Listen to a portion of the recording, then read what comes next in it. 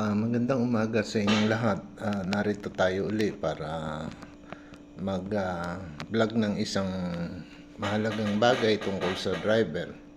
So, ang ating tatalakayin ngayon yung 7 cardinal rules.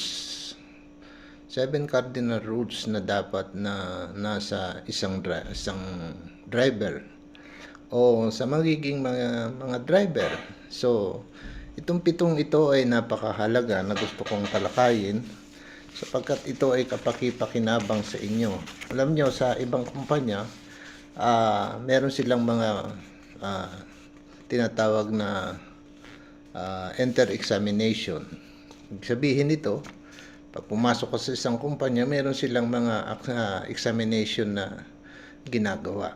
So, isa ito sa napakahalagang exam na aking na-encounter nang ako ay nag-apply ng bus driver. So, meron silang ibinigay sa akin na sinasabing ito ay 7 cardinal rules.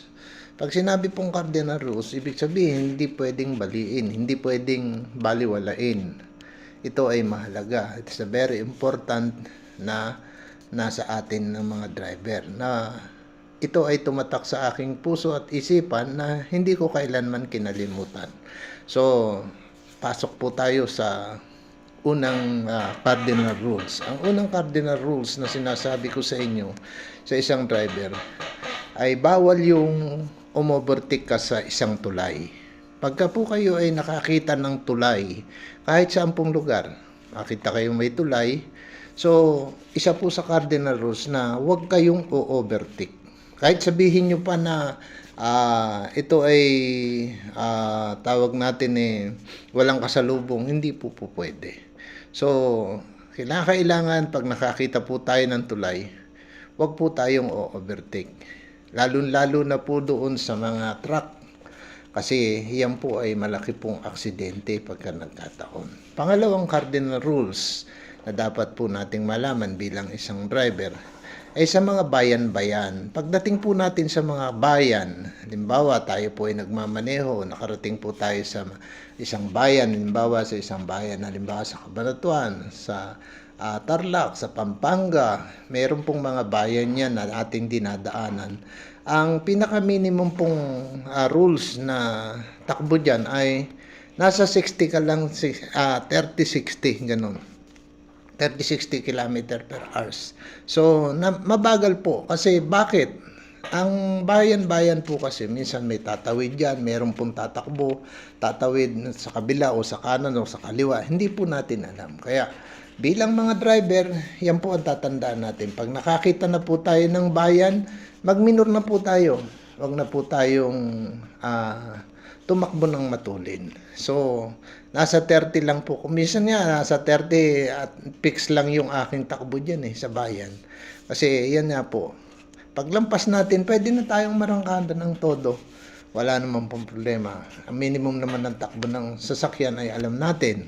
60, 100. So, doon po. Pangatlo pong cardinal rules. Pagdating po doon sa mga release ng train, pagka meron kayong nakitang mga release ng train na nakalagay naman ay senyalis, di po ba? Meron na mga sign na release ng train. So, wag po tayo basta-basta lulusot doon o kaya tatawid doon. Hintayin po natin, mag-stop po tayo, pakinggan po natin, tingnan natin sa magkabilang side kung meron dumarating na train at saka po tayo tatawid. Kasi, po pagtawid natin, dumarating na pala yung train, huli na para tayo ay makaiwas, maaksidente po tayo. Pang-apat pong cardinal rules na dapat nating tandaan bilang mga driver ay yung pong mga sigsag. Kita po ninyo, meron pong mga sign na parang ahas, pasigsag na gano'n. So, dun po sa mga sigsag, tatandaan po natin na wag rin po tayo diyan na magmamatulin. Wag po tayong magmamabilis. Kasi yung po sigsag, hindi po natin alam. Meron pong matinding sigsag. Baka pagbira mo dyan, matuling ka, ikaw ay bumaligtad. Kaya po makita natin, minsan merong mga tumatalon na sasakyan sa gilid, nakikita natin sa karsada. So bakit ganun? Kasi sigsag na ang tulin-tulin pa mabilis pa eh. Meron po akong kasamahang driver doon sa isang kumpanya, hindi ko na po babanggitin.